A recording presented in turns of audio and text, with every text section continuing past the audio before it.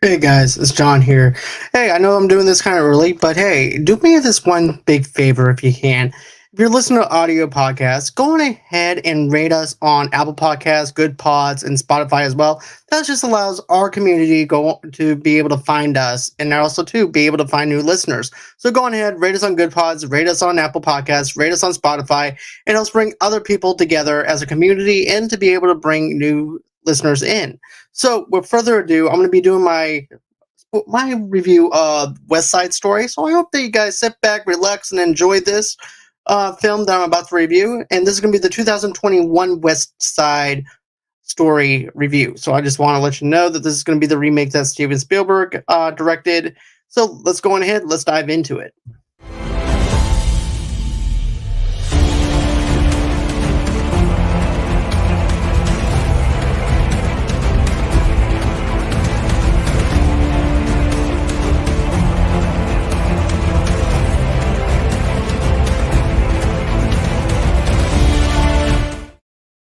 All right. Like I said, this is going to be the 2021 remake of West Side Story.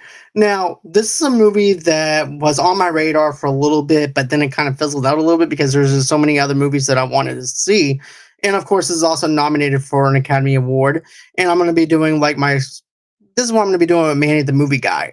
I'm going to be breaking down my predictions for the Oscars. So I figured what better way to do this to be able to review some Oscar nominated films to get myself set up for my predictions for my show. So I started off with a musical, which is actually unusual for me because here's the thing. I'm not a fan of musicals. Musicals is not on my genre of movies that I like or anything like that. As a matter of fact, I remember watching the 1961 film in theater class and everything and having to watch series of musicals back then. And now here I am doing this on my own in 2022, watching a 2021 version of West Side Story, which I never thought I would actually be doing. But, it is what it is. But this also centers around in 1957. The Jets are a gang of white youths that fight the Puerto Rican gang, the Sharks, for control of San Juan Hill on Manhattan's Upper West Side. So here's the thing: when it opens up, I like how they're going in and destroying the neighborhoods, not the gangs, but basically you wind up seeing construction work going on. You wind up seeing rubble and stuff like that. So there's pretty much nothing left of the old West Side at all for them to defend. Even Officer Kripke also winds up telling them, "Hey, look, why are you guys even bothering with this or anything like that? Basically, you guys should have been out of this neighborhood years ago, but the only ones that are out here are people who didn't make it out of the old neighborhood or anything like that. So therefore, now it's up to the police to go ahead and basically babysit these people that didn't make it out of this neighborhood at this age or anything like that. So there's that part, but also too, I want to go into a little bit of something where it might be a little bit different from the 1961 version. Like, for instance, yeah, the plot might be largely the same. The dialogue is completely new, which is something that I really liked about it. Was the dialogue is different. I'm going in my positives first, by the way. The costumes are just as era appropriate as they were in the original film, but they're more discreetly color coded for the gangs, and that's something I really did appreciate with this film was the fact that yeah, you actually have the Sharks, you do have the Jets.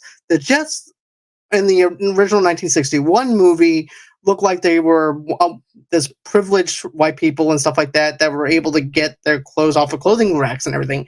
And this one, it looks like they're dirty, they're broken down pretty much. These are wise guys in this neighborhood, which is more believable than what we had in the 1961 version and everything. So I definitely like the look of the new one that Steven Spielberg gave us compared to the 1961 version that we got. Then also too, another thing I want to mention is Anita's America dress is yellow and not purple. And also too, Anita is probably the standout in this movie aside from her love interest, which is Bernardo, who's played by David Alvarez. And I feel like David Alvarez did a better job than Ansel Elgort, who played Tony.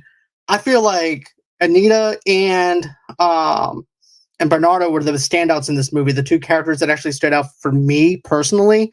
Nothing against and Ansel Elgort, who plays Tony, who was actually one of my favorite actors that played on the movie Baby Driver, because Baby Driver to me was one of my favorite movies. But to see him as Tony, I didn't really see him as a character who just got out of prison, who's trying to change his life or anything like that. I just didn't find him believable or anything like that. That's just me.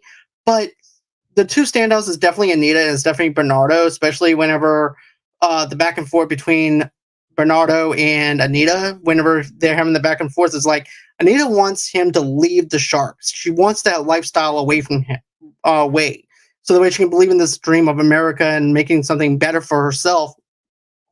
And that's something that I really liked, is the fact that she believes in this America dream of she's in America now. She doesn't need any of this drama or anything like that with the Sharks or whatever. She wants Bernardo in her life. She doesn't want him behind bars or maybe something else happening to him in the future or anything like that either. So therefore, she's looking out for her best, his best interest, and for her best interest, which to me is a great love story altogether. Whenever you looked at the two of them, so that's something I really liked about that aspect of, you have a woman who believes in the aspect of America, who wants to do right in America and believes in the American dream because of the fact that where she comes from, there's not really much to believe in. And because of the fact that she has this new beginning because she came into America, that's the beautiful thing about this West Side Story, was because of the fact that she has this dream.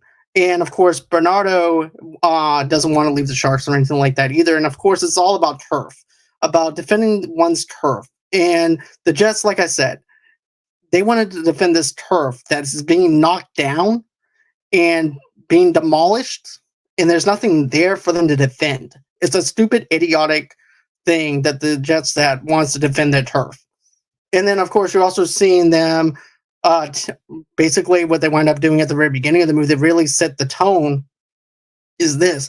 They wind up painting over the Puerto Rican flag, Puerto Rico flag, and trying to cover it up because that's their turf, that's their neighborhoods that they know. And then you also have the Sharks, who winds up getting into a beef war with them and stuff like that, because that's no longer their neighborhood. That's no longer the Jets' neighborhood. It now belongs to the Puerto Rican neighborhood and everything, and they just need to get over it. That's just my thoughts. But the reason why I want to bring up Anita's dress is because of the fact that it represents who Bernardo is, as someone that is, hey, how you doing, Brandy? But this is what I wanted to bring up, is the fact that I like Anita's dress because of the fact that it represents who Bernardo is as a character, because of the fact we have this leader who is supposed to be the standout and be a strong character, not only for himself, but also for the woman that he's with. And Anita is this strong, well-built character, to where I feel like that her dress needs to be stand out, just like how Bernardo needs to be stood out. And to me, I think them doing a different color dress for her during the America song, and then also too whenever they're dancing in the gym, I thought that was really good. I felt like that's what they needed to do to make them to stand out and make her basically being the girlfriend slash fiance or wife that she wants to be to Bernardo, and for her to be a tough Puerto Rican woman. And that's what I got from her. She's strong, she's independent, she's strong-willed, she believes in her ethics and everything. I definitely like her as a character. I thought that she was a standout. Over even the character that plays Maria and everything, I thought Anita did a better job than she did. But that's just me. Even Bernardo does a fantastic job in this movie, like I mentioned before, which is the character that David Alvarez plays. But still, overall, that was actually pretty good. Another thing, too, is Rita Moreno, who plays Valentina, who also happens to own this drugstore. As a matter of fact, the drugstore played a little bit of a small role in 1961, where Tony is working for this old man who runs a drugstore, and basically he was actually his light into that. But they gave Anita a more of a role to do, which is something that I really liked about this, was the fact that she was like the light into Tony's darkness and giving him advice and helping him not to become this person that he once was and everything. Yeah, I love the original too. As a matter of fact, I'm going to get into my negatives in a few minutes. This is just my positives for now. But, we both talked about this, babe, Brandy. But here's the thing. There are some negatives that I have with this film, despite my my positives. But I thought those things were the ones that stood out to me. Uh, Tony to me wasn't believable enough to where he wanted to change his life or anything like that because of the stuff that he did in his past. But what makes him believable in a small sense is whenever he's trying to talk his gang members out of trying to do something that could wind up getting them hurt or going to prison. And that's the tug of war between him and his other gang members and everything that wants him to be a part of this. And of course, Tony doesn't want to be a part of it or anything like that. And there's this dance number that they do, this choreography. The choreographies and the dancers are great. I'm just going to be honest. But when you look at that one scene where they're doing the tug of war with the gun, I thought that was believable. It has a little bit more of a realistic feel to it than the original movie, and also too, even the ending feels more realistic than the original film. And I liked how the ending actually ended in this one than it did in the 1961 version. But like I said, there are some positives about this. And also, too, I want to mention this. The 2021 movie incorporates more specific Puerto Rican cultural references, including a large portion of Spanish dialogue. The opening number features a moral with a quote from Puerto Rican luminary Pedro Andres Campos. The sharks sing La Barquina. I'm not even going to if I'm mispronouncing this, I'm sorry, but it's called Barquina. I don't know how that's actually pronounced. I do apologize, but I did write it down in my notes. And the characters incorporate the opening number features a mural with a quote from, like I said, but that, and then also too, the Puerto Rican characters are all played by Latinx actors, which is something that I really do appreciate because in the original 1961 version, they were basically just trying to make white people into darker tones by painting them darker and stuff like that to make it more of the ethnic group that they're trying to portray on screen. And that's not the way to go about it, though. I was always against the fact that you're trying to cast white people in certain roles. And to me, having you need to actually have Latino actors or someone from a Puerto Rican actors and actresses playing these characters to be able to portray them better. So that's just my thoughts, but I thought they actually did a well-grounded job with getting the actors that they need for this movie. And then also too, the historical and social context of both gangs is more fleshed out. The movie mentions the U.S. and Puerto Rico's confusing relationship, and PR is a state by Puerto Ricans or U.S. citizens, and clarifies that the sharks are oh, I lost my place. Sorry about that, guys. And clarifies that the sharks are seen as heroes by their community for defending them from harassments, suggesting about their many disadvantages and G Officer Kremke, but the movie also includes more details about their past conflicts with other gangs. So I like the fact that they actually are been around for a while and they actually talk about stuff in their past and represent stuff of their past versus them just meeting up with the sharks and they're going to fight and duke it out. So I like the fact that they have some reminiscence and also some background into their character versus it just being a one show pony kind of deal, which is something that I really liked with this one. Another thing too that I want to mention as well that I really liked in this film is this. Now, everybody knows that Chino's role is more fleshed out in this one, and he's also different in this movie. He's not the here's the thing. He's not one of the members of the gang. He's actually Bernardo's best friend, but he's a shy university student who Bernardo tries to keep away from the gang life. This version of Chino is so lovable that I was really hoping he wouldn't kill Tony at the end, my wish was not granted. Now, what I say about that was this: Chino is totally different in this movie. He looks like a consigliere to Bernardo versus being his friend. He's this quiet, timid person that has a little bit more a heartfelt kind of vibe to him, who has a little bit more of an understanding and stuff like that, especially when you see the nod between Tony and Bernardo. Like when they're trying to open up the gate to get into the saw factory and they're trying to get in, Chino gives him a little help and everything trying to get into this place that they're trying to get into, it makes it look like they were trying to go ahead and work together rather than against each other, to the point where they had a little bit of mutual respect to maybe they might want to stop Bernardo and also to the other members of the gangs from hurting each other.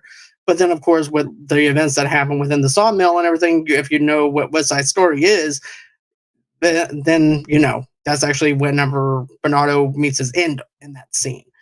But those are my positives. And then, of course, I want to get into rather than reusing the original cinematography by Jerome Robinson, the 2021 movie features new moves by Justin Peck. And I'm just going to tell you like this, like I said, the choreography and dance moves and everything else was really good for this movie. I really liked the choreography with it. The choreography was just fine. There now, the other thing I have to say is the new leader of the gang and everything and stuff like that, which is something that I really didn't really find him all that much believable or anything like that. And that is the fact that I'm going to be honest with you guys. I really thought that they the dialogue that was coming out from him was forced. Also, to the Officer Kripke song that he was singing, it fell flat for me, to be honest with you. There were some things that I liked about the character, and there's some okay, Riff was his name. So there's some things that I liked about what Mike Faced did with Riff and everything, and there's some things that I don't. I just didn't find. I didn't really find the Officer Kripke song all that more powerful or anything like that, other than them trashing the police department or anything like that. And also, too, I did get a little bit of a wise guy kind of vibe from him whenever they're starting to fight over the gun and everything between him and Tony. But other than that, though, I didn't really find the Riff character all that more meaningful or anything like that, or has that layers to where I really cared about him all that much. The fight choreography is more realistic and violent. The fight moves still have Bellic quality to them, but the sharks push a nail through Baby John's earlobe in the opening number, which is surprisingly that they actually did that for a musical.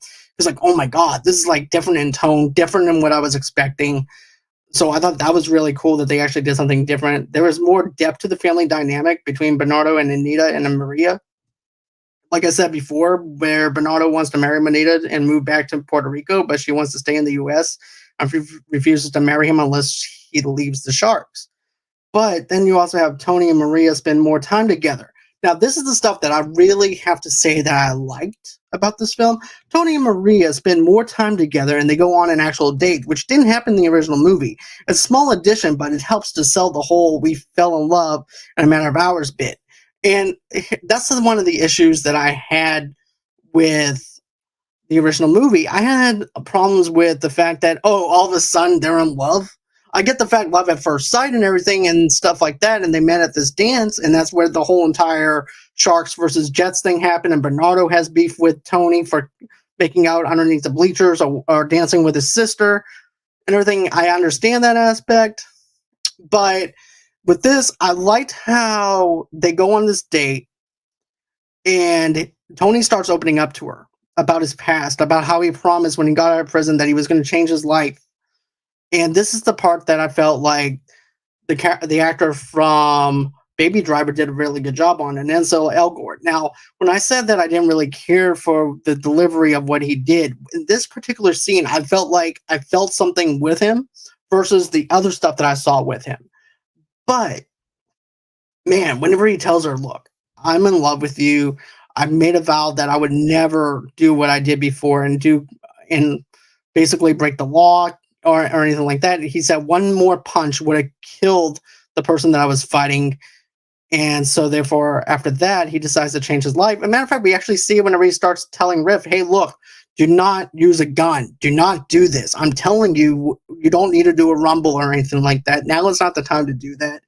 But, you know, they wind up doing it. Then we wind up seeing, of course, the end of Bernardo. And that's just a sad thing to actually see.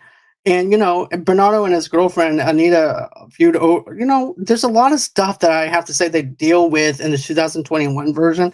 You're dealing with racism, you're dealing with other stuff. And even this Also, too, and I know I mentioned the fact of how strong Anita actually is in this film, but she goes over to the Jets, right?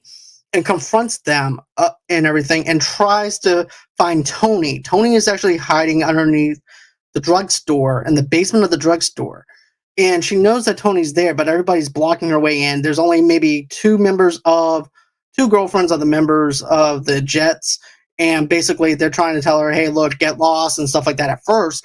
But then Anita was actually, hey, Roxy, how are you doing? But, then we wind up seeing this whole entire thing go down where basically the girls are telling her to go away. And then after that, you wind up seeing the Jets douchebags, ball bags over there. They wind up going on ahead, trying to rape her and stuff like that. In the 1961 version, yeah, there's actually a little bit of a dance number or something like that that they do to make us speculate. Maybe that's what happened.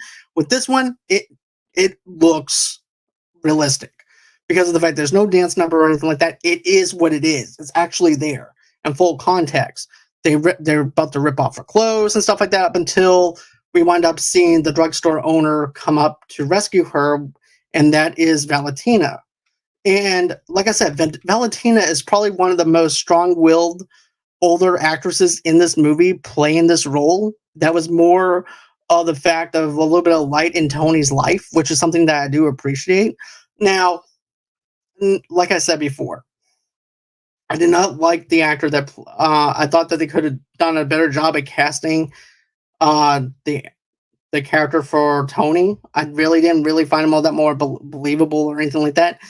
But whenever you have that sense of danger with him, where you wind up seeing this whole entire thing play out, where you wind up having the friend of the sharks going after him and everything, where Chino's going after him, he's got a gun. You have a fearfulness for Tony and everything. I'm going to be honest with you. This is actually an interesting take on West Side Story, Roxy. And I had zero expectations going into this. I'm not a musical type of person. I'm 0% musical, other than maybe you count Sweeney Todd. And I winded up liking this. Now, the Wise Guys themselves are a little bit more forced. That's another negative that I have with it. Rift's character is a little bit more forced and more on the nose. Shrimpsky, the police officer, I really liked. Then, of course, the detective, I really thought that the actor that played the detective was really good. There's a lot of standouts, but to me, Bernardo and Anita are the two standouts in this movie. Maria and Tony are not the standouts in my own subjective opinion. And I'm being objectively as possible that I can with this film because of the fact that that's how I see things. And, then there's also the part where Chino winds up, of course, shooting Tony. And then you wind up, at the very end of the original 1961 version, there's singing, "Oh, I'm not going to let you go," and everything. My heart, you'll always remain in my heart, and stuff like that. This one is more realistic. There's no singing. There's nothing like that, and that's something that I really liked with this film. It's more of a realistic take mixed with some musical flavor to it, mixed with some action, a little bit of action pieces, and also too, the cinematography is really good in this film, but also too, it also feels kind of small, to be honest with you, for it to be a New York kind of setting. I get the fact that they're going for a Broadway kind of feel for it, but to me, New York is huge. It's not just this one thing.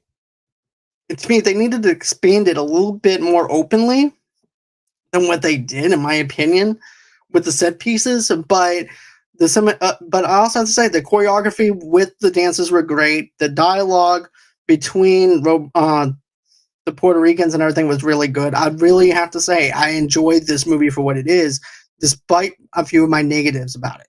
Because at first I'm like, okay, this movie's not all that great, but once you get dived into like past that hour of setup or whatever, it just goes downhill from there, where it's actually winds up being a pleasurable film for me to enjoy. And like I said, I had a good time with this. I think that you guys will too. And then also too, you also have this thing where you're fighting for this character with Tony. You're wondering what's going to happen. You also get the news too that from Anita saying that Maria supposedly died or whatever, and that's what makes him come out of the basement to look for it. And and to be honest with you, I like that kind of setup in a way, because now it gives more motivation of being scared for his character, because now he's out there and now he just wants to die.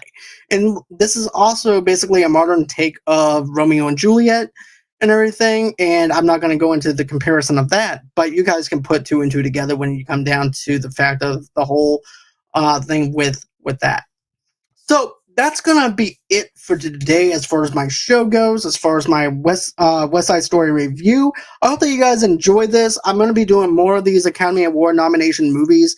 I'm not gonna do Dune, since I already did a Dune spoiler review a couple of months back, but I am going to be doing other reviews pretty soon. And also too, King Richard is going to be another one of those movies I'm going to revisit and do a review for. Then of course I'm probably going to dive into a little bit more stuff here, because I'm going to be doing like a Oscar prediction show, like I mentioned earlier. So go on ahead, do me a favor, go on ahead, follow me on Facebook at Movie Lovers TV Lovers Night over there, underneath the same brand name on Pinterest and on Instagram as well. Then, of course, if you want to get an audio-only podcast of our episode of many episodes that we do here at Movie Lovers Unite, just go on ahead. You're very welcome, Roxy. I do appreciate that. But just go on ahead and get that where you guys get your major podcasts from. Of course, go on ahead, rate us on Spotify, rate us on Apple Podcasts, rate us on Good Pods. Good Pods is basically social media for people that love listening to podcasts, or if you're a podcaster yourself that likes that wants to get into podcasting and everything. Get on that app, man. Get on that. Don't slow down. Keep on doing what you want to do. Do what you love.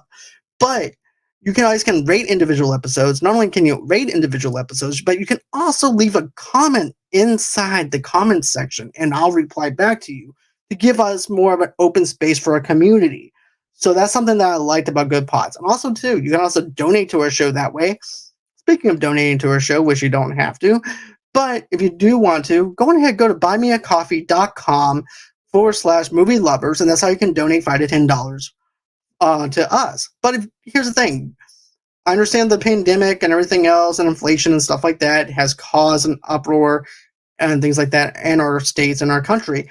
But just simply smash that like button, smash that share button, smash that subscribe button, smash that bell on the bottom right-hand corner to allow you guys to know when we have something new coming out and everything. That's what you guys can do. Also, too, I just dropped a new trailer reaction with Frenchie, for crying out loud. Go on ahead, check that out. That's actually a new trailer reaction that we did for The Boys Season 3. So after you get done watching this review, go over there and check that out. Check out the Elvis reaction trailer I did with Abby from Motor City Nerds. Check out the Obi-Wan Kenobi trailer reaction that we did. And your coffee. I see what you did there. You used that little Brooklyn accent. Coffee. Your coffee? Okay. But no, the coffee is going to be coming out, okay? I know, that probably might be my boss next, and I don't know, maybe a little bit of New York, I don't know. But anyways, buy me a coffee. Go on ahead, get me jacked up on caffeine or whatever you want to get me hooked on. But anyways, that's how you can donate $5 to $10. But also, too, go on and follow me underneath Movie Lovers Unit on Twitter, Movie Lovers Unit 0 on TikTok, and then, of course, if you're a sponsor or would like to be on my show or anything, just go on ahead. Email me at movieloversunite@gmail.com, and that's everywhere that you can reach me at and everything. And I had a blast reviewing West Side Story. I did not expect to like it as much as I did, but I did anyways. So, does this deserve the Academy Award or anything like that? I'm going to be honest with you. Dune is still on my high list of movies that should be winning that Best Picture role and everything. That's just me. I need to look at more Oscar movies to actually know that. But for now, Dune still holds my number 1 spot. This holds my number 2 spot right now. So, always until next time, guys, it's been real. It's been fun. I can't wait to do this again. And thank you so much, Roxy. Thank you, Brandy, for commenting in the comment sections. I do appreciate that. And I'll get you a coffee later. All right.